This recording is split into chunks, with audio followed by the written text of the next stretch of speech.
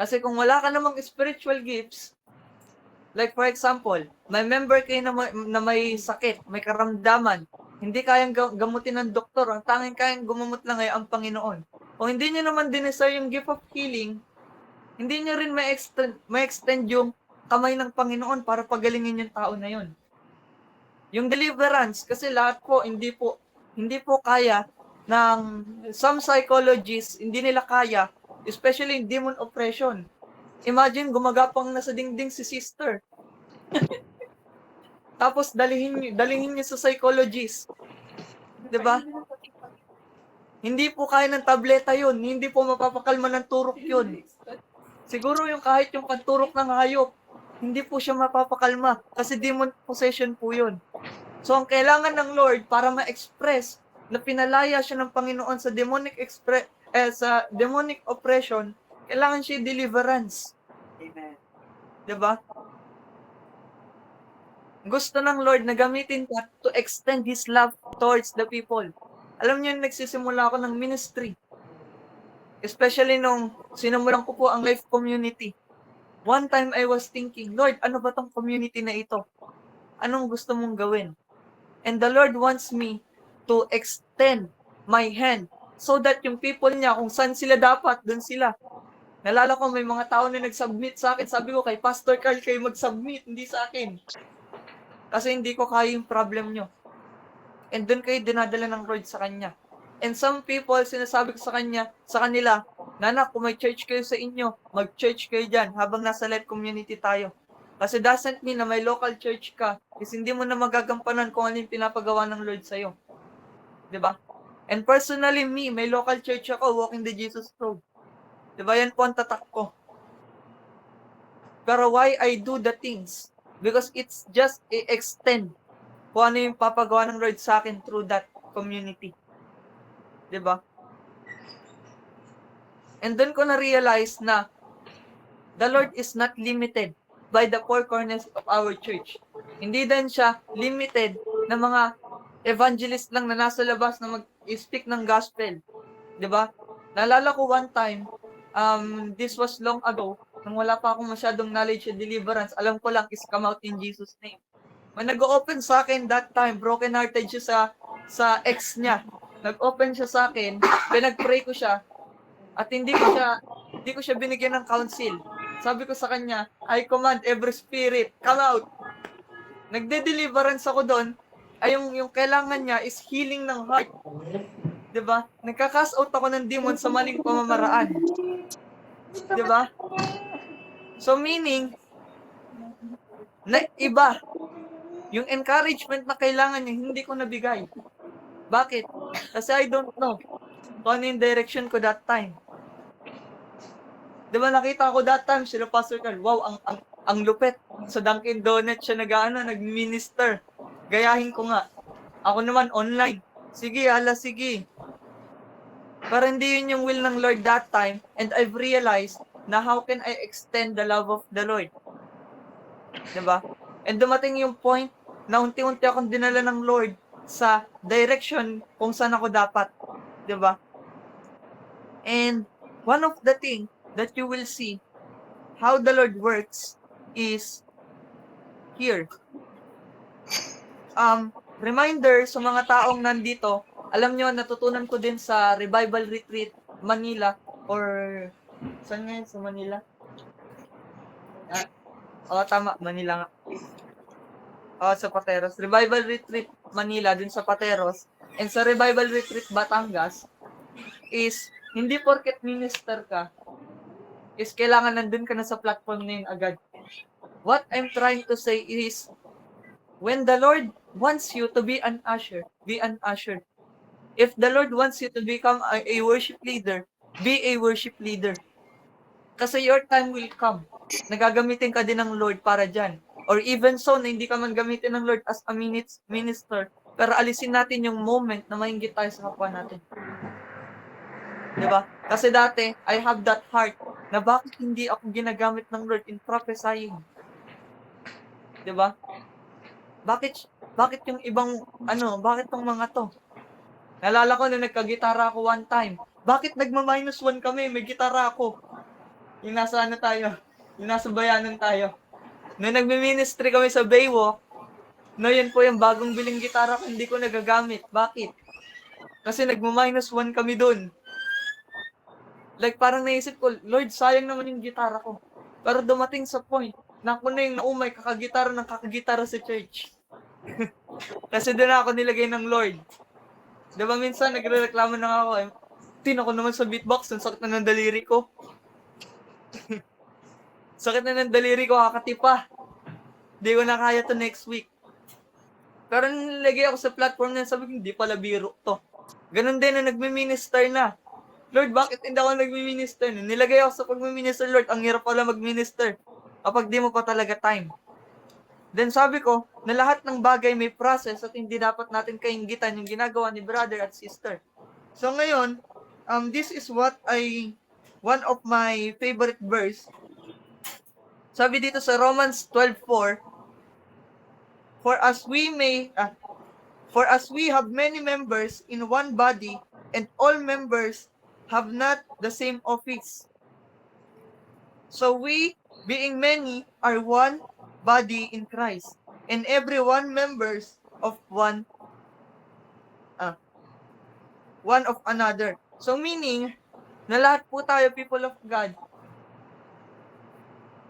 ay expression ng Panginoon sa pamagitan ng pagiging body parts. Hindi tayo mabubuhay kung walang utak. Hindi din tayo makakita ng maayos o makakalakad ng maayos kung wala tayong mata. Hindi din tayo makakahinga kung wala tayong lungs. Hindi tayo, 'di ba? May purpose. May purpose kung bakit ka apdo. Amen? May purpose kung bakit ka kamay. May purpose kung bakit ka ganyang body part.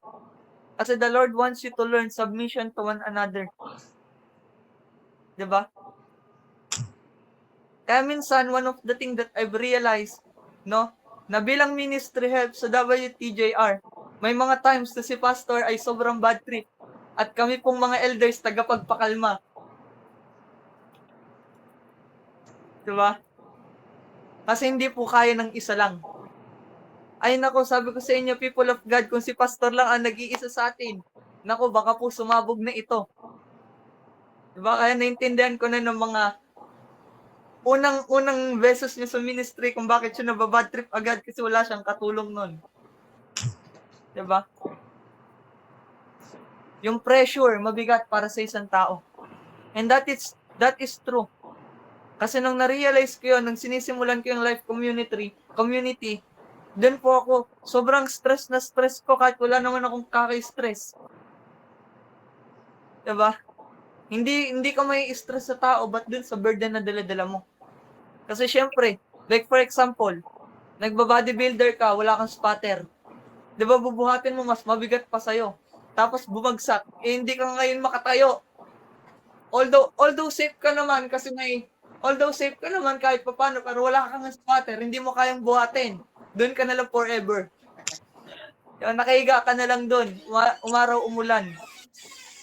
Pero kung ikaw ay may spotter, kung ikaw ay may tagapagtulong, people of God, remember, na mas mapapadali, na-express ng Lord yung pagmamahal sa buong mundo. And that's why nagtataka tayong mga church people, 'di ba? Especially yung mga pastor na may church brain, nagtataka sila ba't walang revival sa church? Bakit? Disalign po ang bawat isa. Sa panong paraan? Kapag may revival event, may conviction naman sa Holy Spirit na sumama. Iniisip nila, paano yung financial ng church? Paano yung ganito? 'Di ba? Baka mamaya yung disciple ko na single umuwing may girlfriend. 'Di ba? Inaalala nila yung mga bagay na hindi naman dapat alalahanin. Kaya walang revival sa church kasi hindi po natin alam na the Lord grows everything. Sabi sa Bible na Paul planted, Apollos watered, and the Lord will make it grow. So meaning to say, na lahat ng tao na nasa loob ng church may purpose and function. And alam niyo po bang nakapagpabalik sa akin ng church? Diba, one time nakapagpabalik sa akin ng church ay HP. Nung moment na yun, sabi niya sa akin na parang pumausap siya ng elder, tapos miniting kami. Tapos sabi niya sa akin na, bro, alam mo, ba't ako ganito sa'yo? Ganito kita kamahal, gusto kitang itap, pero hindi ko kaya sa ngayon. Kaya ang ginawa ko, umakyat ako sa elders para tulungan ka. And ngayon, pumunta sila Pastor Carl doon, kinausap ako, din sabi ko, oo nga, mali ako. Then yung moment na yun, doon ako bumalik sa pagsaserve ko sa Lord. And na-realize ko na itong taong ginamit ng Lord sa akin, hindi siya pastor. Church members lang din siya that time. 'Di ba?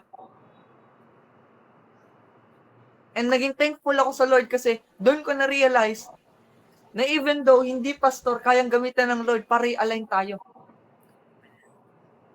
And meron akong testimony na narinig, kung kilala niyo si John Roa, yung sa dating ex-battalion, yung girlfriend niya kasi, hindi yun Christian.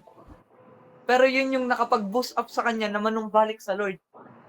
Nung nag-away sila, yung fiancé niya na dapat, fiancé niya na siya that time, imbes na lumayas yung girl, nandun lang siya, nanonood daw ng TV. 'Di ba? Then after nun, kinausap niya, ba't hindi ka umaalis? Sabi niya, ewan ko. Then dun niya daw na-realize na kailangan niyang magpaayos sa Lord. Sabi niya, this time, magsisimula ulit tayo sa simula, pero this time kasama na si Lord. Then ngayon, ano na yung ginagawa nila? Nung nag-grace tour po, ang dayo nila, kasama sila Sir Gary V. Nung nag-grace tour po sila, makikita niyo po na may worship session po yung concert na yun. Diba? Which is nakapag-turn ng many na manumbalik para sa Panginoon. And kung hindi po na-express ng Lord yung pagmamahal niya sa pamagitan ng tao na yun, baka po walang massive changes sa community ng mga artist. Diba kasi marami po silang dinedisciple. And in hidden, people of God, in hidden, sila ay mga may dinedisciple din ng mga artist din. Na baka hindi natin alam na isa pala sa mga housemates ng PBB natin ay nakakilala sa Lord. Hindi natin alam na isa sa mga tinitingala natin, Sen Cantadja, Christian din pala at nagde-disciple. We don't know. Kaya po we need not to aim for the title, we need to aim for the function. Amen. Diba kasi willing si Lord express yung pagmamahal niya. Kasi before, naalala ko may word din sa akin si Saynon, way back, nakalimutan ko ng years yun, pero parang nasa kabila pa kami noon. Ito yung time na nagsasabi na siya kay pastor at nagpapakita na ulit siya mula sa pagkakatago for many long years. Sabi ni Lindsay sa akin that time na meron akong dream, lahat ng mga leaders, pinili nila function. Pero ikaw, pinili mo position. Nung sinabi niya sa akin yun, sabi ko, Lord, nasa maling direksyon ako. Bakit ko pina-follow after yung position? Dapat nagpa-follow after ako dun sa function at hindi sa position. Kasi alam niyo, people of God, wala pong kwenta ang title kung hindi po natin kayang pangatawanan yung title na yun. Ika nga, di ba? Ika nga ni pastor sa akin that time, if the Lord is calling you in that position, functionan mo. Wala din pa rin magbabagsak sa functionan mo. If the Lord speaks to you about something, functionan mo. Kasi your sensitivity is someone's miracle. Naalala ko nung na-hospital papa ko one time, talagang doon ako na overwhelmed sa works ng Lord. Bakit? Kasi nakita ko yung mga tao na yun. One time, may nilid sa akin si Lord. Sabi niya sa akin, na, kita mo yung babae na nasa tapat mo? Nakaputi. Pag-pray mo. Sabi ko, Lord, nakaputi. Pagtingin ko may babaeng nakaputi doon. Sabi ko, okay. Ang lakas ng heartbeat ko ngayon. Then, nilapitan ko. Sabi niya sa akin, alam mo, thank you sa prayer kasi yung anak ko nandun ngayon sa emergency room dahil sa sakit niya sa puso. Then sabi ko, na this is what the Lord is saying to you, ma'am, na meron siyang plans para sa iyo. Ganito yung gagawin ng Lord. Diba? Then iyak siya ng iyak that time. Kasi na-feel niya yung comfort ng Lord at pinanghawakan niya yun. And many people na nakausap ko that time na na-hospital si Papa. Alam nyo, that is the very craziest thing na-encounter ko kasi ako yung may kailangan ng tulong, pero ako yung natulong sa mga tao na nandun. Ako yung may kailangan ng encouragement, pero in-empower ako ng Lord para i-encourage yung mga tao na yun. Meron pang isang nag-testify nun kay mama, sabi niya na, alam mo, bless mo sa anak mo. Kasi ginagawa yan dito sa hospital kahit naka-admit yung asawa mo. Then yung tao na yun, pumunta siya para humingi ng tulong. And nilid ako ng Lord. Sabi ko, Lord, ipagpapray ko kung sino yung kausapin ni mama. Eh may nakausap siya doon lalaki. Then sabi ng lalaki na yun, na umiiyak siya, nangingi siya ng tulong. Pero mas nais yung mind niya. Kasi nalaman niya yung direction ng Lord sa buhay niya. In that very moment. Sabi ko, Lord, ang galing. Kasi, ang desire ko lang is makapag-serve sa'yo kahit nasa hospital ako. That time, walang church. That time, walang church. That time, walang kahit sino. Ang tanging meron lang is yung spiritual father ko na nagbaback up ng prayer sa akin. Pati yung spiritual father niya na nagbaback up ng prayer sa akin. And that time, hindi ko na maintindihan yun si KJR eh. Yung sabi niya sa akin, kasi alam niya na yung salita niya magpapaulit-ulit eh.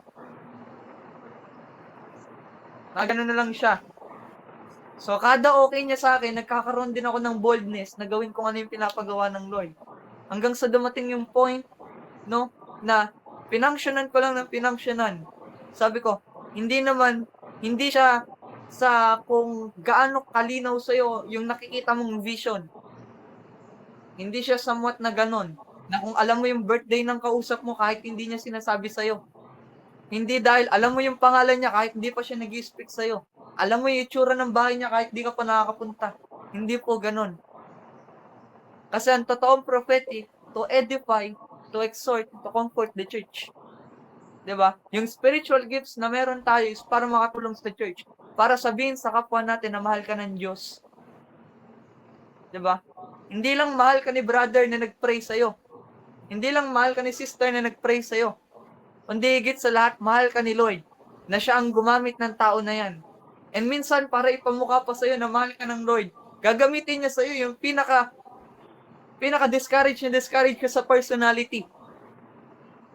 Diba? Ang tao na hindi naman ito mapagkakatiwalaan. Ginagawa lang nito, tinatawanan ako eh. Pero magugulat ka when He speaks, wow, saan galing wisdom nito? Miracle. Diba? Minsan ganun mag-work si Lord. Kaya, that's the Lord and how He expresses love towards His people. Nalala ko nga, may mga times na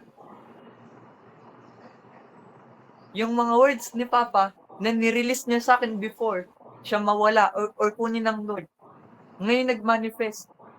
And kung hindi ko sinundan yung direction na yun, nalala ko that time, nagkakaroon na ng division nun sa former at sa WTJR. Then nag-speak yung Papa ko. Sabi niya sa akin, na anak, may nakikita akong dalawang type ng leadership. Yung leadership ng isang leader na to, hindi siya magpa-prosper kasi pinapahirapan niya yung member niya. Pero yung leadership ni Dave, yun yung makakapag-prosper sa kung sino yung magpa-follow sa kanya. Kasi nakikita ko yung sarili ko sa kanya. Sabi ko, okay. Until then, na every time na nagpe-preach siya, I felt like there's somebody na nakatayo sa kanya na ang pagkakakilala ko kasi sa Lord, when He appeared to me, is nakasas siya ng red. Ganon. Like usual Jesus na makikita niya sa Catholic Church. Pero sa akin, wala siyang muka. Dito lang ang nakikita ko. Hanggang dito. Then, whenever this guy preach, nakikita ko yun. Sabi ko, Lord, nandito ka sa tao na to. He must be a spiritual father to me. Then after nun, nagulat na lang din ako kasi every time I submit to this man, nagpa-prosper ako. Nung sinubmit ko yung ginagawa ko sa Central Park, nag-prosper, nag-boom kami. After nun, nung hindi ako nag-submit, naubos kami. Tapos nag-submit ako ulit, dumami ulit. Kaso nga lang, nung dumami kami, na-defiled naman yung isa. Kasi, yung isa na yon iba na yung intention. Ngayon, dala-dala niya yung, nung nireject ko yung tao na to, dala-dala niya lahat ng members niya na umalis sa community namin. Pero, nag-send ulit si Lord ng mga tao. Kaya nakilala ko si Ate Angela, sila Ate Ashley, sila Ate Allison, yan, sila Ludge. And I've realized na, Lord, meron ka mga bagay na ginagawa na every time na submitted ako, at alam ko yung magiging direction mo sa akin, na-express ko na madali kung gaano mo kamahal yung people mo. Because I know na in this way you have loved me. So ngayon, na in spite of everything, nasang season man ako ngayon, ano man yung ginagawa ko ngayon, it's like I am being directed. And sabi ko nga kahapon kay Papa na, Pa, alam mo, nung time na nasa Bacoor tayo, di ba may nag-i-speak doon na lalaki? Then after niya mag-speak, nagrema sa akin yung word niya in other way. After niya mag-speak, parang may nag-i-speak sa akin. Then sabi ko, Lord, it was you. It is the spirit of wisdom. Then sabi ko, kung hindi ko alam na kailangan ko functionan kung ano yung sinasabi ng Lord, kasi si Lord nag-speak siya in many ways. If matured ka na at alam mo na yung ways ng words ng Lord, mag-speak siya through scripture, next, through dreams, next, through vision. Kung alam ng Lord na kailangan pa natin ng guidance, mag-speak siya through His servant. Kasi ngayon po, people of God, hindi na lang po prophets ang ginagamit ng Lord. Siguro may mga points lang na ginagamit ang Lord. Pero kung ikaw ay may spiritual father, listen to them. Diba? Like for example, parang ganito yan na may sarili kang tatay. In practical ways, may sarili kang tatay at may tito ka. Ngayon, nangingi ka ng payo sa tito mo. Nag-fail. Hindi mo pwedeng sisihin yung tatay mo. Kasi una, tito mo yun. And yung tatay mo, hindi naman involved. Pero, kung nakinig ka sa tatay mo at nag-prosper ka, dun mo malalaman kung saan ka dapat makinig your entire life. Diba? And minsan, alam niyo minsan, I've realized na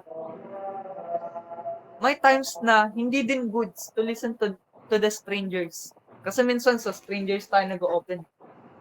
Pero mas the best pa rin talaga na mag-open tayo for those people na nakakakilala sa atin. Like family, sisters, brother, yung talagang malalapit sa atin. Sa friends ka, medyo doubted pa ako sa friends Kasi not every friends, ilalapit tayo sa Lord. Not every friends, ilalapit tayo sa right direction. Nalala ko one time, di ba? Na may mga friends ako na alam naman nilang hindi ako nag-a-addict pero aware ako na nagmamariwana sila. And sabi nung isang kaibigan ko, he prophesied to me, sabi niya, one day magmamariwana ka din.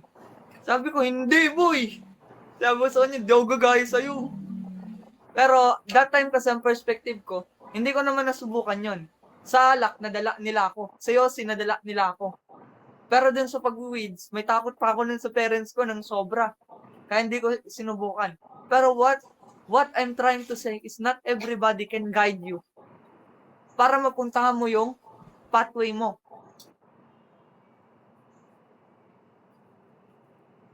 Hindi lahat ordained ng Lord para malakaran mo yung pathways na para sa iyo.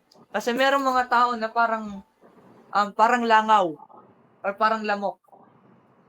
'Di ba? Imagine natutulog ka na. Kapag ka may lilipad na langaw or lamok sa iyo. Some people are like that. But seek for the whisper of God through a man of God and through God himself. Kasi si Lord, kung alam niya na hindi ka capable na ma-encounter siya, or kung alam ng Lord na hindi ka pa mature when it comes to spiritual things, gagamit siya ng tao. Kaya nga tayo may pastor sa church. Diba alam niyo, people of God, maraming rebellious spirit ang nagsasabi na we are being led by the Holy Spirit. Pero pag tinignan niyo naman yung lifestyle nila, is this the life of a spirit-led person? Diba? Hindi ko sinasabi na hindi tayo nagkakamali. Pero, yung submission nila nasa sarili. Ayaw nila na ma-overpower sila kasi naapakan yung ego. Diba? Minsan, the Lord used that person. Pero most of the time, we resist. Kaya nung na-realize ko na in this way, the Lord will use somebody to align us, to help us, Doon pa lang panalo na tayo na we know that God loves us so much. Diba kasi ayaw ng Lord na hindi natin maranasan yung pagmamahal na yun. Kaya nga, one of the things that I've realized, marami akong taong naririnig, and even me, I can testify, na I am so blessed na nandito ako sa community ng Walking the Jesus Road. Andito ako sa church na to. Bakit? Kasi every people na makakausap mo, wala kang makakausap, nilalayo ka sa Lord. Diba? May experience po ba kayo na iniligaw po kayo? Pag-pray po natin yan. Diba? Wala naman po, praise the Lord. Diba? Ika nga nung ibang mga pastor, sa ibang church daw yun. Kidding aside, no? I just want you to be aware na when the Lord start to love you, He will extend His hand. Amen. Kahit feeling mo unreachable ka. Like for example, etong nachos na to, if I love nachos, I will stretch up my hand, kukuha ko niyan at kakainin ko.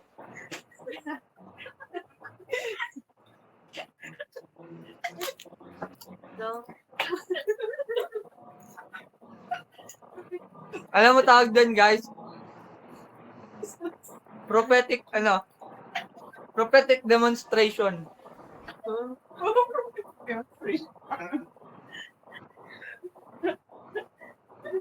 Nagising kayo, no? Effective. Crunch. Effective din doon. Ganon kunin ng Lord yung pagmamahal niya. I-extend ng Lord yung kanyang kamay para mapabalik ka sa kanya. 'Di ba? Sabi ko sa inyo guys, prophetic yan. Na ganyan ka-awesome ang Lord natin. Napakabuti niya sa buhay ng bawat isa. Kaya, if you say na mahal ka ng Lord, pero feeling mo distant ka sa Lord, aba kapatid, you don't know that the Lord loves you. Sabi nga ni Pablo, na walang sino mga makapagpalayo sa akin sa pagmamahal ng Panginoon. Kahit mga tao, kahit mga diablo, kahit mga angels pa mismo ng Lord, hindi siya malalayo sa pagmamahal ng Lord sa kanya. Kasi syempre, una sa lahat, hindi tayo ang unang lumapit sa Lord. Sabi ni John, we love Him because He loves us first. So it is impossible na sabihin na dahil mahal ko si Lord, baliktad, dahil mahal ka ni Lord. Alam ko may nag-preach nun. At nag-echo siya kay pastor one time. Na hindi ka pupunta ng church dahil mahal mo si Lord. Pupunta ka ng church dahil mahal ka ng Lord. Kasi kahit anong mangyari, kung hindi ka mahal ng Lord, baka sumemplang ka sa bike. Baka bumangga na yung kotse na sinasakyan mo. Pero dahil mahal ka ng Lord, nakarating ka ng maayos sa church. Dahil mahal ka ng Lord, nandito ka sa discipleship ngayon. Dahil mahal ka ng Lord. Diba? Kaya people of God, understand how the Lord extend His love towards each people.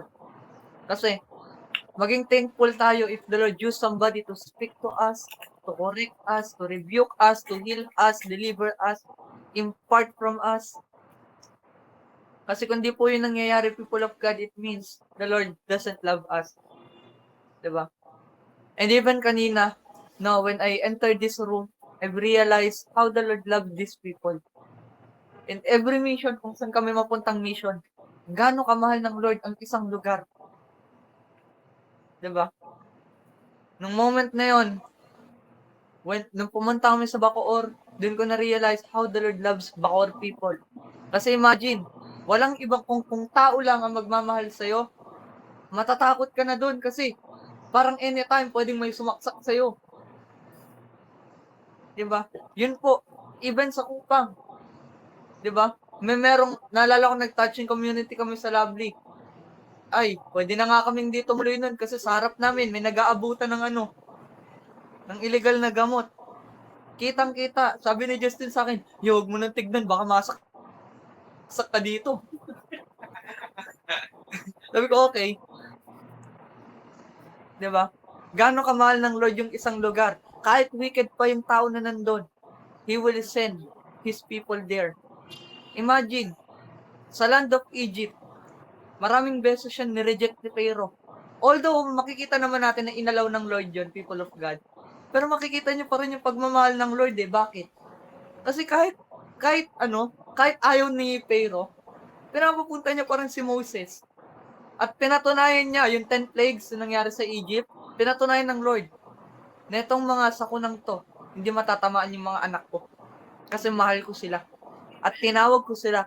At pinili ko sila. Diba? If the Lord healed you, delivered you, give you a direction, it means He loves you so much. Diba? Ayaw ng Lord na ma-miss out mo yun. Ika ko nga sa aking sarili, ma-miss out ko na yung ministry. Ma-miss out ko na lahat. Wag lang yung pagmamahal ng Lord sa akin. Kasi kapag nalaman ko at mas nag-grow ako dun sa pag-ibig ng Lord sa akin, yung ministry na yun magpa-follow eh. Hindi mo yan susundan, ikaw susundan yan. Sabi sa Bible, in these signs will follow for those who believes. Hindi yung follow the signs before you believe. Kasi maraming tao, they are following after the signs.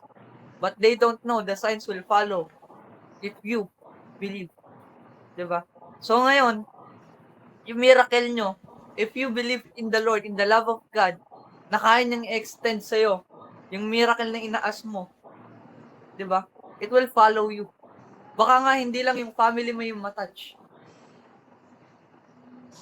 But even yung mga tao outside.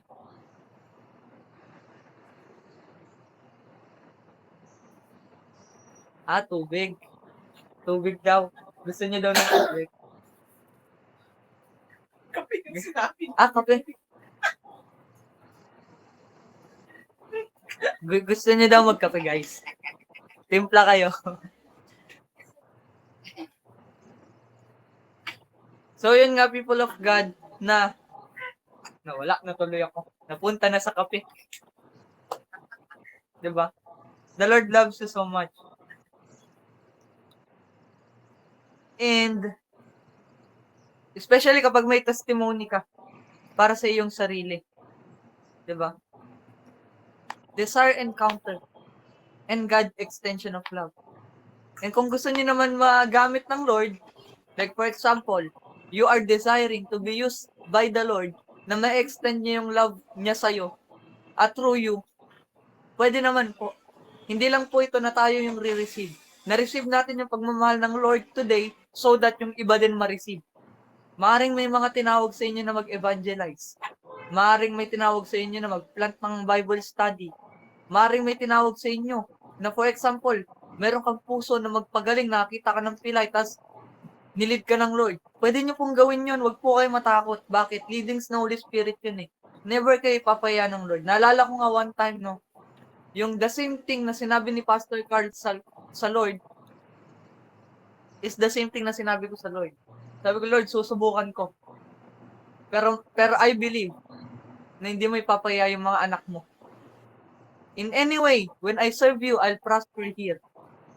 Diba kasi yung moment na yon, no, ni Yaya na ako ng tito ko, one time, nag-uusap-usap sila, sabi niya na, ano yung, ba't di ka na lang mag-call center? At, ba't di ka na lang mag-call center? Ay na.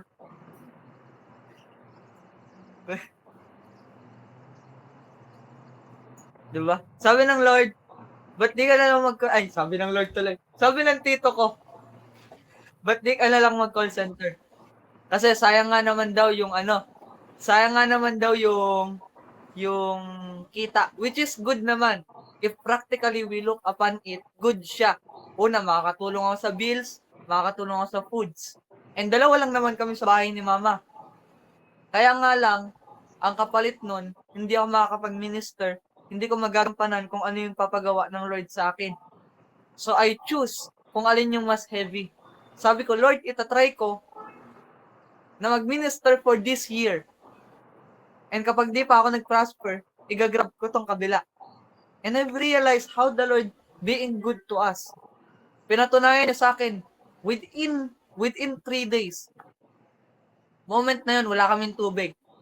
Diba? Wala kaming tubig nun, wala kaming pambili ng tubig. Imagine, 20 pesos na tubig, wala kaming pambili nun.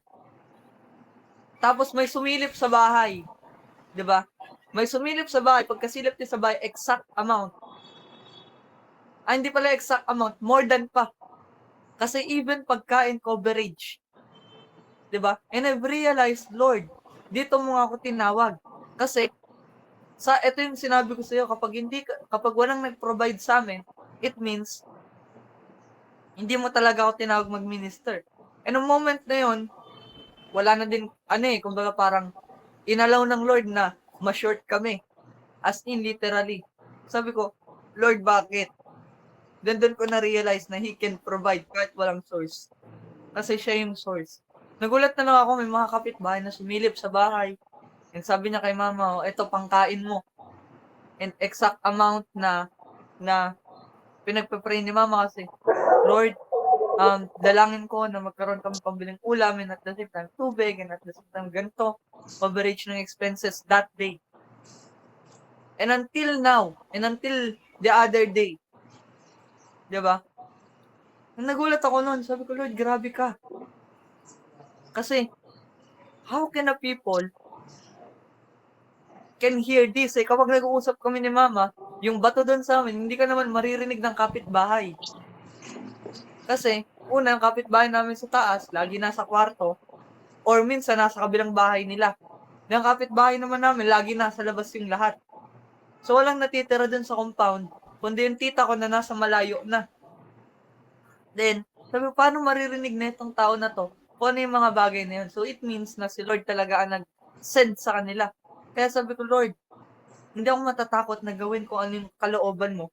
Kasi, ganito ka mag-extend ng love sa amin. It doesn't matter kung meron kami or wala. But if you say yes, nobody can say no. If you say no, nobody can say yes. Kaya, complete dependence pa rin sa Panginoon at all times. 'Di ba? So ngayon, ganun din. If you want to be used by the Lord, know that love of God first unto your life before you spread the love of God. Character is important. Alam natin yan. Na if you don't have character, maaaring maka-apekto sa ministry na meron ka. That is legit, that is true. Pero masasabi ko sa inyo, people of God, in spite of character, the Lord will use those people na dinadown natin, and doon natin marirealize na itong tao na to, eto siya dati. Diba? Parang nung nakaraang araw, ganyan yun eh. Parang, grabe siya gamitin ng Lord ngayon. Diba? Kasi ganun yung heart ng Lord eh. He is a God of unexpected move. Diba? So ngayon, alam na natin how the Lord expresses love towards us. Ngayon, paano naman natin na-express yung love ng Lord? How can we allow ourselves? How can we allow ourselves to be an expression of God's love? Ito na yung point, people of God, that you are no longer using the gift. You are being the gift. You are no longer using prophetic giftings, but you yourself, you are the gift. Na whenever they talk to you, they felt na, lahat na ng sinasabi natin nagaganap, ano meron sa taong to. You are no longer using the gift of casting out devils. Presence mo pa lang. 'Di ba? Alam nyo, one time I've realized na in my life, I know na there's a point in my life that I commit mistake. May mga wrong decisions, may mga mali ako na nagagawa minsan sa aking life. Pero I've realized kanina na habang pinapractice, kasi kanina nagpa-practice kami ng gifts. So, ngayon, I was praying to nanay, and may tinatry ako sa kanya. Tinatry ko yung ganun-ganun. Yung katulad ng ginagawa nila, Pastor David D. Hernandez. Nasabi ko, na, Lord, I know that you will move. Then nung nakita ko matutumba na siya, tinigil ko. Sabi ko, Lord, I know na ikaw to at hindi to ako. Kasi kung ako lang yon, ay kahit maggaganon-ganon ako, walang mangyayari dyan. Para lang akong traffic enforcer dito. 'Di ba? Kahit anong push ko sa tao na yun, walang mangyayari. Para lang ako traffic enforcer na naggaganon-ganon. Kay nanay kanina. Pero nung nakita ko na halos may slay na siya, sabi ko, Lord, it wasn't me. It's you. Kasi kanina po nagkaroon ng practice dito. 'Di ba? Sa naging upper room na to eh. Upper room na nasa baba. Eh, 'di ba? Naging practice grounds po namin to ng demonstrating the power of God. Then I was so amazed sa ang haba. I was so amazed sa kung ano yung ginawa ng Lord kanina. Kaya sabi ko, Lord, if ito ay kaya ng tao, maaaring ipagyabang nila to. So meaning, na in spite of everything, if you rely on God, kahit anong gawin mo, like for example, the Lord led you to lay hands on someone. The Lord led you to lay hands on someone, and kapag yung tao na yan ay gumaling, kapag yung tao na yan ay na-deliver, it means the glory should come back to God at hindi sa'yo. Kasi kung sa'yo yan babalik, what if the devil told you, oy kahapon, ito yung perspective mo. Diba kahapon may nakita ka nakabikini, tinignan mo na matagal. Pwede ka niyang i-condemn eh. Kahit naman unconscious pa yung sin mo. Pwede ka niyang i-condemn eh. Pero if you learn na itong mga bagay na ginagawa natin ay si Lord ang gumagawa, even the enemy try to condemn you, hindi ka makukondemn.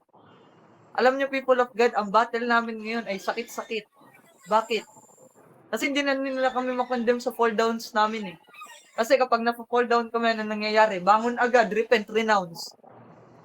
Diba? And I tell you, walang sino man, sabi nga sa Bible, lahat ng taong nagsasabi na hindi sila makasalanan, they are calling themselves liars. Sino nga nagsisinungaling sila sa kanilang mga sarili. Diba? Kasi lahat tayo nagkasala. Kaya nga sinabi doon na, confess your sin to God. He is faithful and just and forgive you and cleanse you with all your unrighteousness. So, hindi lang po siya one time, kundi araw-araw. Kaya nga si Jesus namatay para sa kasalanan natin in the past, present, and future. Diba? Masasave ka. And hindi ko po kayo binibigyan ng sin pass. Hindi ko po sinasabi na go and sin. I am saying to you that you are free from sin. So, ano man yung pagkakamali mo, tawag na lang po doon ay mistake. And sabi nga po ni Prophet Lobi, your weakness is not your wickedness. Kasi how can you be so wicked if the Lord encountered you? He is changing you. Nagkamali ka man, process yan. 'Di ba? Kaya ngayon, etong enemy, hindi niya na kami makondemn sa mga mistakes na yon. Ang ginagawa niya naman, no? Nagbibigay naman siya ng mga sakit-sakit. Ano po yung mga sakit-sakit? Mga tao sakit sa ulo, sakit sa bangs. 'Di ba? Para magka-open doors kami. And that's legit, people of God. And even though na ganon, 'di ba? Wala pa rin magawa yung enemy. Minsan nga sakit na. Like, alam mo yun, people of God, na kapag may na miss lang kami na, for example, hindi ka lang makapag-exercise ng 1 week, feeling mo sobrang low blood ka na agad. Hindi ka lang makapag-exercise ng weeks, feeling mo hinihika ka na agad. Diba, ganun na po yung lies ng enemy. Pero God is good. He delivered us from that thing. Diba? And at the same time, He taught us self-discipline. Diba? Pero yun nga, people of God, kasi if you are dependent on the Lord, walang may susumbat sa iyong kalaban. Bakit? Kasi inaapakan mo na siya eh. Diba? One of the thing I've realized na kung gusto nyo hindi ka makagat ng ahas, tapakan mo yung bibig. 'Di ba? For example, kasi iba yung mga ahas dito eh. Yung mga ahas kasi na sinesend ng demons, nagsasalita eh. 'Di ba? So, if you experience na merong ahas, tapakan mo yung bibig. 'Di ba? Kaya people of God, in this very moment, na if you are having this, I know some of you, na there's a person here na you are in the ground naman na, you are in the healthy ground.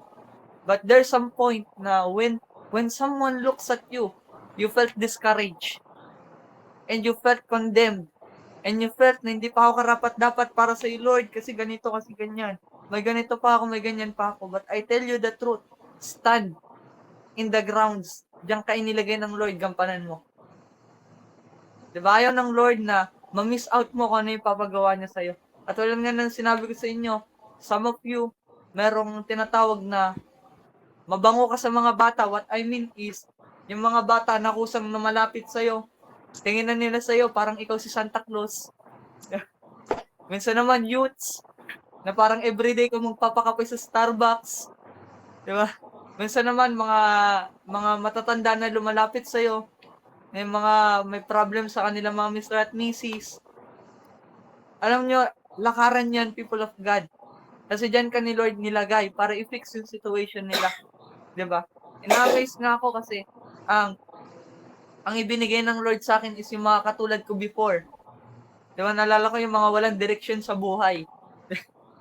Kasi yun po yung na-experience ko before. Wala akong direction sa life.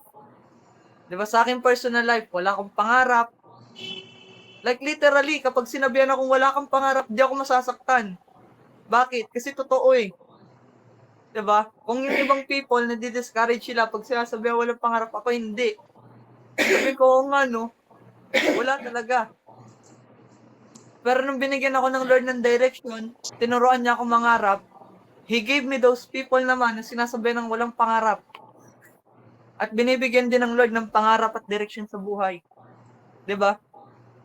And one of the things that you will see na ilalagay ka ng Lord para express yung love niya sa kung ano yung naranasan mo din. Kaya kapatid, kapag ikaw ay nakaranas na i-evangelize ka ng evangelist, ay nako, ikaw din ay mag-evangelize ng mga youths or ng mga matatanda sa labas. Kasi pansin nyo, ang mga dinadala ng Lord, di ba? Mga dinadala ng Lord kay Apostle Carl, sila yung may mga church hurts. Sila mga may church hurts, yung after na, nakaalis na ng church, dun pa hahabulin, tapos, alam mo yung habol, pagkabol sa'yo, sasampalin ka lang, tapos uwi na. Mga ganon. Mga ganon yung ginagawa sa kanila, pero, napupunta naman sa kanya, so far, ay hindi mga natitinag din. Tulad niya. Diba? And God is good. Kasi, katulad nga ng sinabi ko kanina, na each and every one of us, iba-iba ng gifts. Iba gifts ko, iba gifts mo, iba gifts niya. Amen? So, kung gusto mong gamitin ng Lord, hanapin mo kung ano yung weakness mo. Alam niyo, people of God, isa sa weakness ko, at sa na-realize ko, isa sa mga naging weakness ko sa mga babae. Bakit? Kasi if somebody, weakness ko before, di ba? Then, nung moment na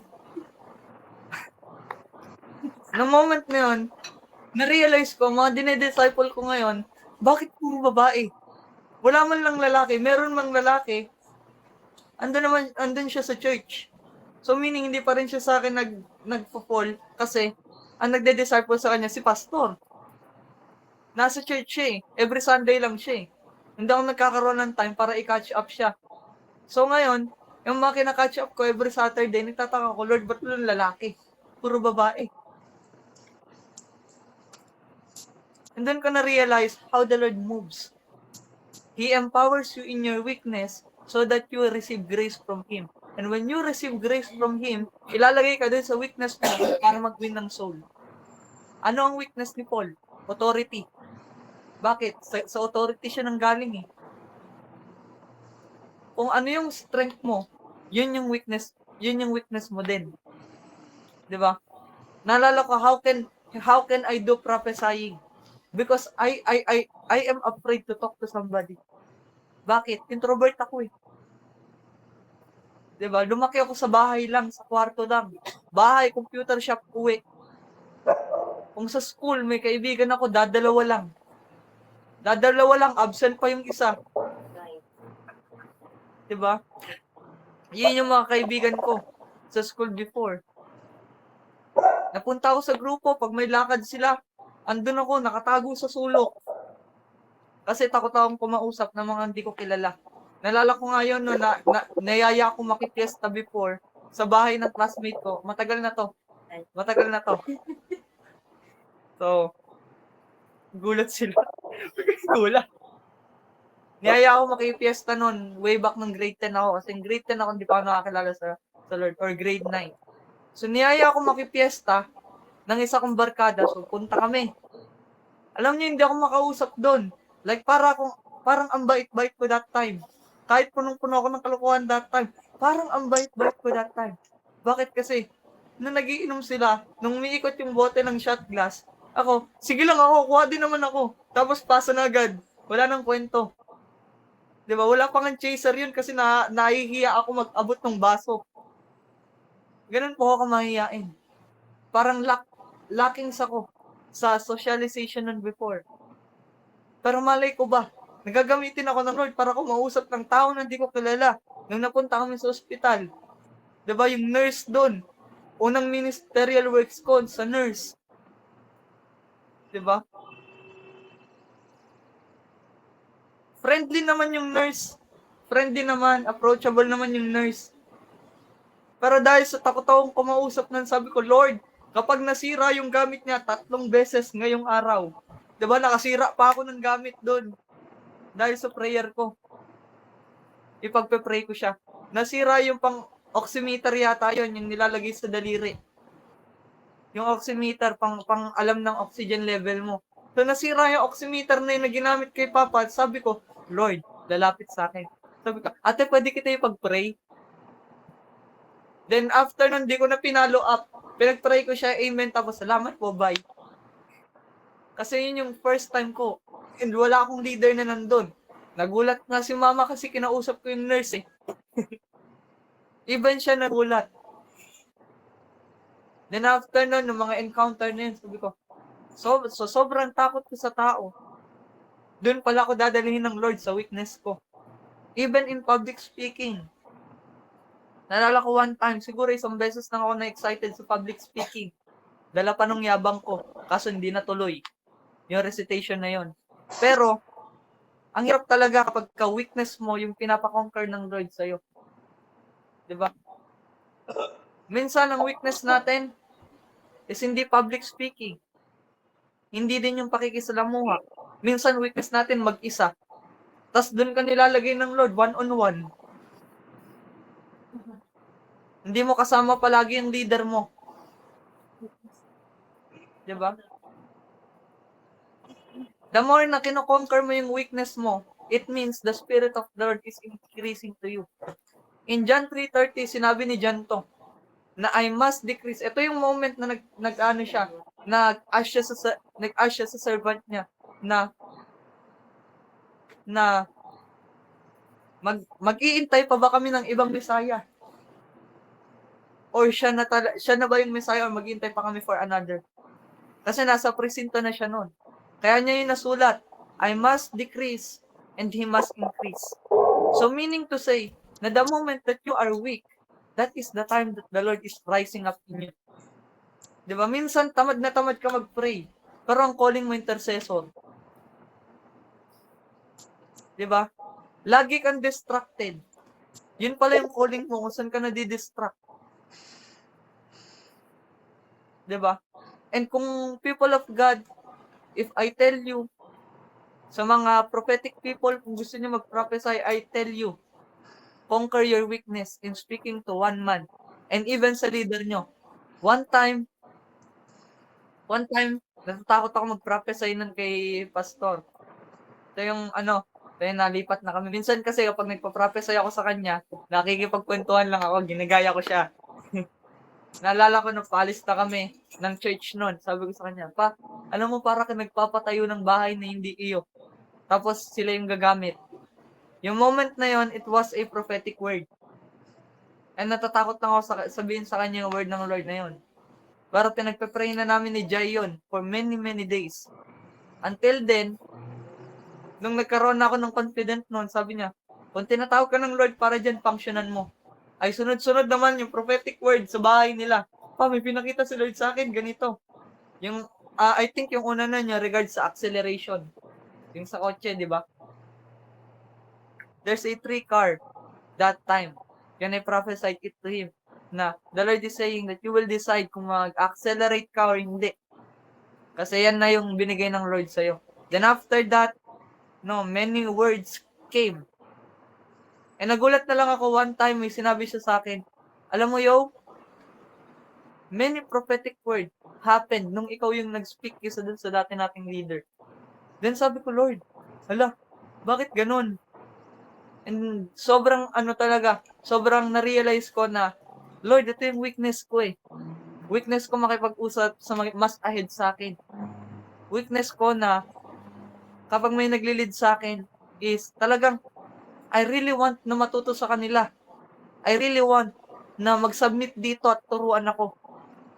And whatever they speak. Pero yung moment na yun, kaya nga sinasabi ni Pastor Carl sa inyo na if you want to be ahead in the prophetic, prophesy to your leader. Prophesy to your elders sa church. And malalaman mo if you are prophesying the truth or no. Diba? Kasi makikita naman yan sa magiging fruits ng kung ano yung meron ka. Kaya minsan, tinatry ko din yon. When they are prophesying, tinatry ko i-access. Then minsan, hindi ko man ma-access. Or sometimes, ma-access ko man. Sinasabi ko sa kanila. Wala akong reply kapag wala akong nakita. Pero kapag may nakita ako, sabi ko, ito, ganyan. Diba?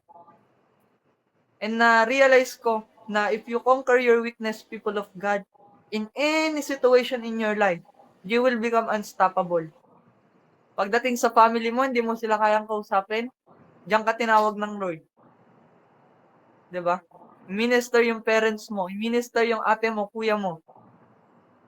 Alam nyo, ang salvation nagsisimula sa bahay. Paano ko nasabi? Papa ko saved, mama ko saved. Parents ni pastor, saved. And other siblings niya, saved din. Dito sa pamamahay na to, they are all saved. And every people I know, yung mga kamag-anak nila, some of them saved. Kasi nagsimula ang revival dapat sa loob ng bahay. Diba? And totoo yun. Yung sinabi ni Pastor Kim. Diba? Alam nyo ba, one time, I was thinking, na Lord, ano ba yung pinapagawa mo sa akin? Ministry na ba agad? Church na ba agad? And the Lord impressed into my heart. Ano ba yung sinimulan nila Kuya Dave? Ano ba yung sinimulan nila Prophet Logie? Bible study. Diba? So if the Lord impress into your heart na may i-look up na somebody, hanapin nyo yung Genesis nila, yung pinanggalingan nila. And kung nakikita mo na, hindi ko kaya yung ginagawa ni Pastor Carl, it means yun yung gagawin mo. Diba? Yun yung gagawin mo. Hindi ko kasi kaya mag-preach kasi, hindi naman nangungusap. Naalala ko nga one time, si Peter nagsasabi sa akin si Peter one time, hindi ko nga kayang gawin yung ginagawa mo eh. Paano ba yung ginagawa mo? Sabi ko, hayaan mong ilid ka ng Lord. May sasabihin siya sa'yo na word. Then nagulat ako si Pastor Rodel nagsabi sa akin, alam mo, grabe yung anak mo si Peter nag-prophesy sa akin, nagganap. Sabi ko, okay, this guy, it means filled siya ni Holy Spirit. Diba? Kahit makikita nyo lang siya tumawa the whole service, this guy is prophesying. Hindi man siya aware. Pero laging may word yun na sinasabi na kapag sinabi niya. Nalala ko nga one time, diba natambay siya sa barbershop. Nagsumbong siya sa akin. Sabi niya, pinagsasabihan ako ng masama na itong tao na to kung ano yung parang ayaw niya na mag-praise and worship ako sa barbershop. Alam mo, sabi niya sa akin, tapos yung tito niya, pinauwi siya sa probinsya. Diba? Pinanalangin ko yun sa Lord Tapos pinauwi siya sa probinsya. Sabi ko, Lord, the same thing. When I am praying, if somebody bullies me, ganun ang ginagawa ko. The exact, when I pray, na Lord, ayoko sa taong to. Nalala ko one time, merong naakyat ng ligaw kay mama, ganun-ganon. Parang nakakabastos na siya. Parang nakakabastos na siya kasi kung sana napasok sa bahay, parang nakakatakot na siya. Okay lang naman sana. Pero parang lang din kasi ako disrespectful. Then after nun, sabi ko, Lord, ayoko sa kanya. I pray talaga, sinabi ko kung ano nararamdaman ko. Lord, ayoko sa kanya, disrespectful, tapos ganito. Alam nyo, ilang weeks din hindi pinansin si mama. And nung pinapansin niya na si mama, hindi na siya napasok sa bahay. Sumisilip na lang siya kung nandun ako. Sumisilip siya kung nandun ako. Pag wala ako doon, mag-abot ng blessing. Hindi na siya mapilit. Kasi alam niya na nagsusumbong si mama sa akin. At sabi ko, Lord, hindi naman siguro nito narinig yung pinag-uusapan namin. Kasi sabi ko, ma, kapag pumasok pa yun, babarangay ko yan. Sinabi ko lang ganun. Ewan ko kung narinig, pero kung marinig naman, it's just like a threat lang naman. Hindi naman siya gagawin talaga kasi wala naman siyang ginagawang masama na. Pero, ang point nun, I prayed. Tapos, nawala siya ng weeks, tapos ngayon, hindi na siya ganun. Nag-iba yung attitude niya. So, meaning to say, na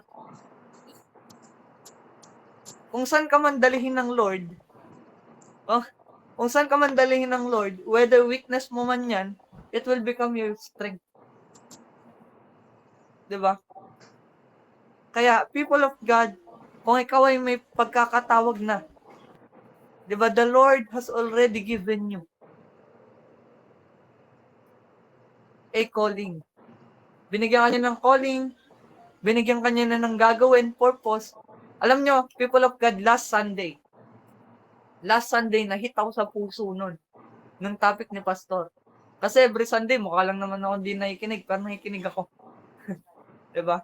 Ng divine, yung binigay ng Lord, divinely, and at the same time, inherited.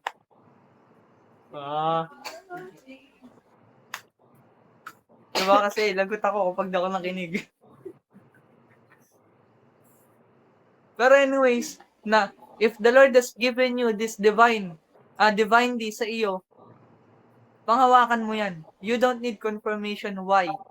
Because there's no man in the Bible na nag-ask sa Lord ng confirmation from another man. In the life of Samuel didn't know he was a prophet. People confirmed that he was a prophet. Bakit? All things he said came to pass. Diba? Nandun si Eli, pero hindi niya naman tinawag na prophet kasi Samuel. Same thing na sinabi ni Pastor Carl. Functionan mo lang. Diba?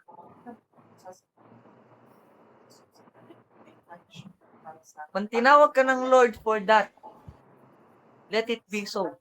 Pero kung meron ka namang spiritual father or nilulook up na minister, lapitan mo yung minister na yon.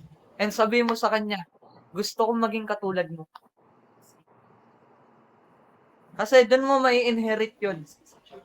May mga taong tinawag ng Lord direct at may mga taong binigyan ng divine inspiration ng Lord para i-look up si brother this, brother that. Diba? And kung ikaw tinawag ng Lord to look up sa ating pastor, or kung sino man yung man of God na gusto mong maging, sabihin mo sa kanya, bro, pas, nililook up kita. Kasi, ito yung traits na nakita ko sa'yo na align sa akin. Papamentor ako sa'yo. Diba? How many people I've taught about the prophetic and they are now walking in the prophetic? I remember one time, nagulat ako kasi acknowledge niya ako as a father niya. Si Charney, one of my successor in the prophetic. Tawag nga sa kanya sa church, prophet na eh. Kasi yung unction niya in spirit. And when she talks to somebody, para siya nagbabasa ng libro. 'Di ba? Yet, doon ko nakita na if you look up unto somebody at nakuha mo yung spirit niya, magiging magkawangis kayo. 'Di ba? Kawangis ka ni Lord and at the same time, yung spirit na meron yung father mo, He will give it to you. Katulad nga ng tinuro ni Papa na si Joshua may Moses. Na ano ba yung meron si Moses na meron si Joshua? Si Moses naghati ng dagat. Si Joshua din. 'Di ba? Elijah and Elisha. Si Elisha, ay si Elijah kinakatakutan ng maraming prophets. Kinakatakutan ng maraming kings. Ayaw nga nilang kumprontahin. Nalala ko one time, story sa Bible. Elijah, pinapahanap siya ng isang hari. Nung pinunta na siya ng bata-batal yung mga soldier, aba naubos yung kawal ng hari. Kasi sabi niya, if I'd be a prophet, bagsakan ka ng apoy at asupre. At nung umuwi yung leader nila, sabi nila si Elijah nandun. Ayoko na bumalik. Then yung huling kawan na pumunta doon, sabi niya, Elijah, naniniwala kami na prophet ka. Please, wag mo kaming parusahan. Sumunod ka na lang sa amin. And hindi nyo ba alam na ganun din si Elisha? Nung si Gehazi ay nagkasala kay Elisha, yung ketong ng kagagaling lang na naaman na yun, pinasa niya dun kay Gehazi. Gumaling yung isa kasi para sa kanya yung ketong na yun. Bakit? Pinarusahan niya yung members niya. Imagine that judgment he inherit. Kaya delikado po maging man of God. Na lumabas, pero hindi nila alam. Tapos dinala sa Oo. Yung moment na yon, isang ganun lang. yung moment na yon na yung hari niya nagpadala ng bulto-bultong mga kawal. Tapos yung takot yung servant niya. Nakita niya na sobrang daming chariots of angels na naglilihab. Tapos ngayon sabi na niya, Lord, bulagin niyo sila for a meantime. Tapos dinala niya sa palasyo nila. Tapos pinakain. Tapos pinakain, tapos pinabalik para sabihin sa para ma-convict yung isang hari na itong tao na tayo propeta ng Diyos. At para matakot silang sugurin kung nasan sila. 'Di ba? Kaya people of God, being Christian is a dangerous thing. Alam mo, one of the thing na tinuturo ko sa nagiging disciple ko, huwag kayong magkaroon ng puso na nagpapaapi. That maging matapang kayo in the spirit. Kapag inagrabyado kayo, if I'd be a prophet of God, diba? Love your neighbor. Kaya nga tinuro ni Jesus, alam niyo people of God, kaya nga tinuro ni Jesus, love your neighbors or love your enemy. Bakit? Alam niyo yung dangers of being a Christian. If you said so, it shall be done. Diba? Alam ko one time, may experience din ako ng ganyan sa court. Nagkakabiru-biruan. Ito yung isa, kilala mo si JR, diba? Yung itong JR na to, medyo may pagkaano yon, may pagkatililing yung tao na yon kasi addicted din yung tao na yon. Nung nasa court kami, inagrabyado niya ako. Sa harap ng maraming tao, hinubad niya yung shorts ko. Pinag-pray ko, Lord, hinahapi ako na ito. Then after that, yung kaibigan niya, naging kaaway niya. Kasi parang nagkaroon ng affair. 'Di ba? Parang yung misis niya, tinetempt nung guy na yon. So ngayon, lumabas ngayon yung scandals niya sa social media. Sa social media. Kung nakakaya yung ginawa niya sa akin, mas doble yung kaya na ibinigay ng Lord sa kanya. Kasi ayaw ng Lord na yung servant niya napapahiya. And at the same time, hindi ko sinasabi na gumanti kayo, people of God. Love your enemy. Kahit na meron kayong ganung power. Katulad nga nung sinabi ni Prophet Toby, na kung alam ng Christian na ganitong power yung marireceive nila sa Lord, baka nagpataya na ang mga pastor. Ang nangyari na battle of the elites na sa loob ng church. Sinong may malakas na pananampalataya, yun yung may mag-i-stand. Diba? Kaya nga pansin nyo, diba, sa witchcraft, they know their power. Alam nila yung power ng sinasamba nila. Alam nila yung power ng sinasamba nila or ano nila yung ano ang tawag doon? Yung binibigyan nila ng ritual. Alam nila yung power nun, imposibleng hindi kasi nagma-manifest eh. So tayong mga Christian, bakit hindi? Because we lack submission. And alam niyo ba, yun yung tinuro ni Paul, submit to higher power. Ano yung higher power na hindi yung spirit. Sila po yung, for example, sa government, or kung sa loob ng church, sila yung mga pastor, na talaga nag-work in power. Kasi may mga pastor na hindi nag-work in power eh. At hindi mo kailangan i-submit yung sarili mo doon. I-submit mo yung sarili mo if the man of God is truly a man of God. Kaya if you are looking for sa man of God, people of God, submit yourself to them. Serve them. Alam niyo, people of God, I am serving Pastor Carl for how many years? Hindi ko masasabi sa inyo na perfect yung service ko. Kasi may mga point na nagkakatampuhan, may mga point na nagkakaaway, may mga point na nagkakapikunan kami parehas, napipikon siya sa akin, napipikon ako sa kanya. Pero the honor, the respect, and the love that we are giving to this man, kasi alam namin na this guy is from the Lord. So acknowledge. Hindi ko po to sinasabi para magpalago ng church. No. Hindi ko po to sinasabi, but this is a spiritual protocol that the Lord wants us to learn. Na if you want to be powerful, submit to the higher power. 'Di ba? Paano ka magiging pulis kung wala magtuturo sa yung maging pulis? Paano ka magiging gobyerno? Kawani ng gobyerno kung walang kawani ng gobyerno na magtuturo sa ng law. 'Di ba? Paano ka magiging professional basketball player kung hindi ka kinoach? 'Di ba? If you see a man of God, especially dito sa WTJR, if you want to prophesy, if you want to heal, to deliver, seek for a man of God na talagang nilulook up nyo at may conviction ka na, Lord, I want to learn from this person. Serve that person. Serve that person. Know that person. Kung paano niya ginagawa. 'Di ba? Kasi kung titingnan niyo po, kung gaano kadami yung alam ko, advantage ko, kung paano ako nag-move into prophetic healing and deliverance, and even in the power of God, advantage ko po yun sa lahat kasi mas matagal ko po nakasama spiritual father natin. Advantage po siya. And kung kayo naman, may mga nakikita naman kayo na advantage nyo sa iba, be thankful. Hindi po para maliitin ang bawat isa, but be thankful. Submit to the man of God that the Lord has given unto you. So, maya-maya, i-chat nyo na sila, 'di ba? I-chat nyo na kung sino yung mga taong nilulook up nyo. Then, I want to learn from you kung paano mo ginagawa yung mga ganyan. Paano ka nagkakasuot ng demons, nag-i-kill, paano ka nagpa-prophesy. Amen? So, are you ready to receive more? Ayan. So, let's pray. Heavenly Father, we thank you for tonight that you have given to us, Panginoon. Lord, dalangin ko, Lord, na ikaw po, Panginoon, ang patuloy, Lord, na kumilos sa aming buhay, Panginoon. Alam ko, Lord, na meron ka mga bagay, Panginoon, na desire para sa aming lahat, Lord. Kaya, Lord, I pray na open up new levels, Panginoon, Lord, in their life. Father, I pray for every people, Panginoon, na nandito sa GMIT right now. I pray for Kuya Richie, Panginoon, in this very moment. The calling is true, and the purpose that he is in right now is legit. The calling you have is from God, because the Lord has encountered you. And this encounter, the Lord has already given your purpose.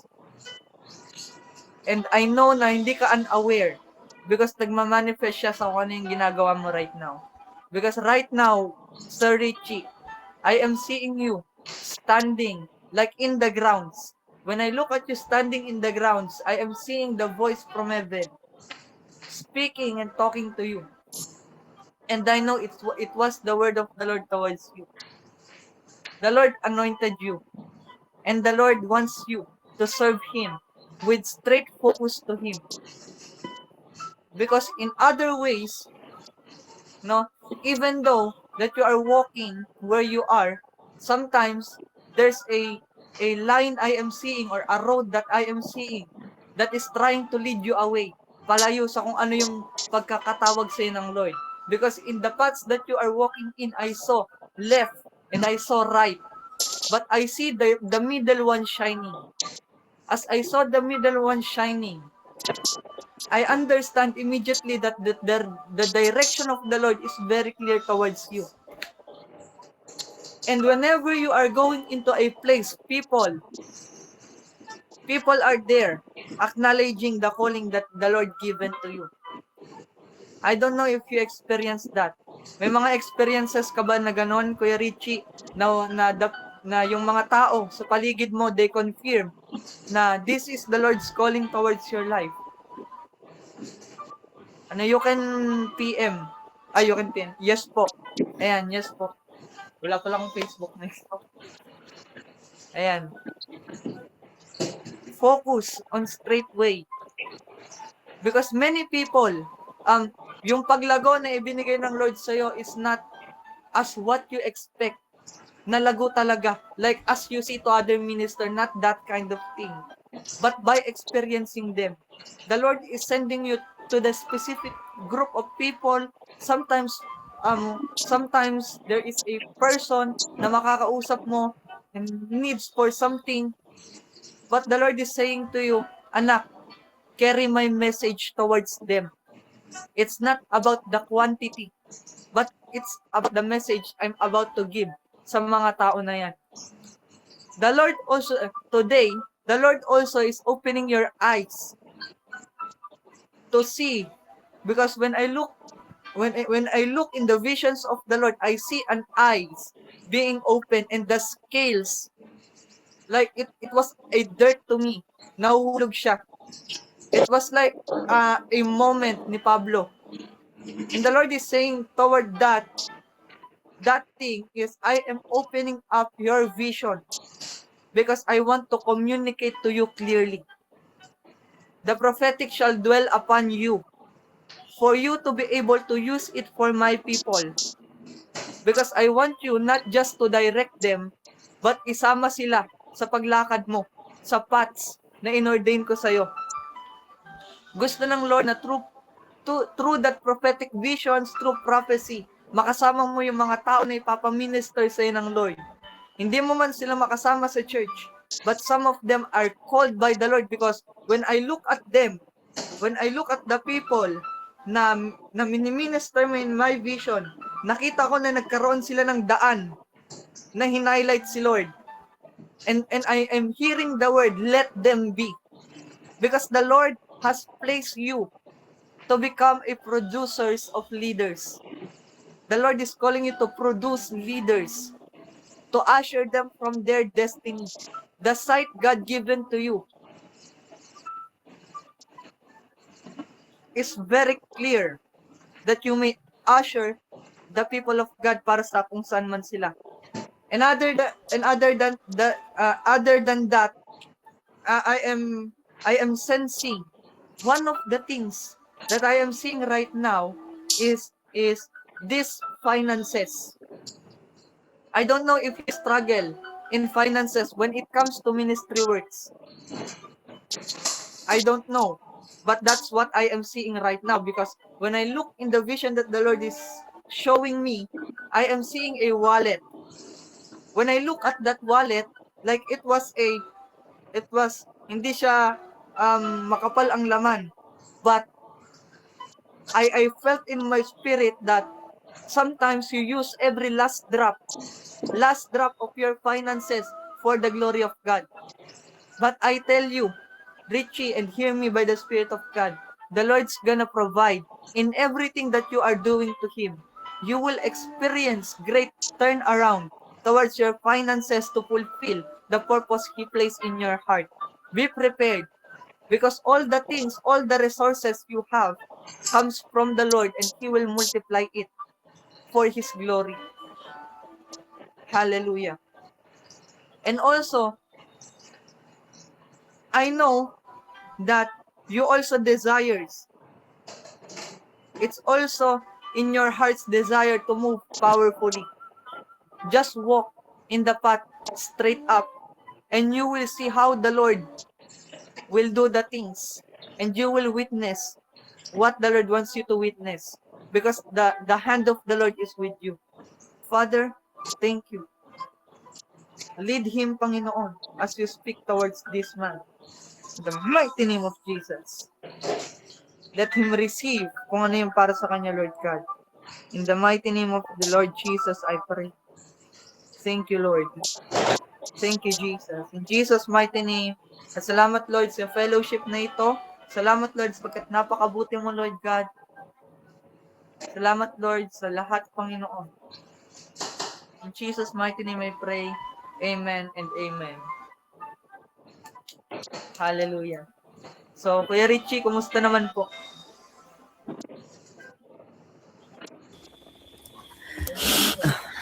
Hallelujah. Praise the Lord. Wala po akong masabi sa mga inyo pong nabanggit, sa kung ano po ang na-vision niyo po sa akin. Pero halos lahat naman po is kumokonekta dahil dati ako po mahiyain talaga, pero ngayon dahil sa encounter ko sa Lord is nagkaroon ako ng confidence to speak up, to tawag yun, to engage with other people. And hindi lang basta makipag-engage or magkaroon ng conversation sa kanila. I am building relationship with them. I am sharing love and kindness towards them, and nais ko na mas ma-deepen pa, na mas maging powerful pa yon, yung hindi lang sa love and kindness na binibigay ko sa kanila, kundi ma-share ko din kung ano yung gospel. And right now I am handling an a small group, and we started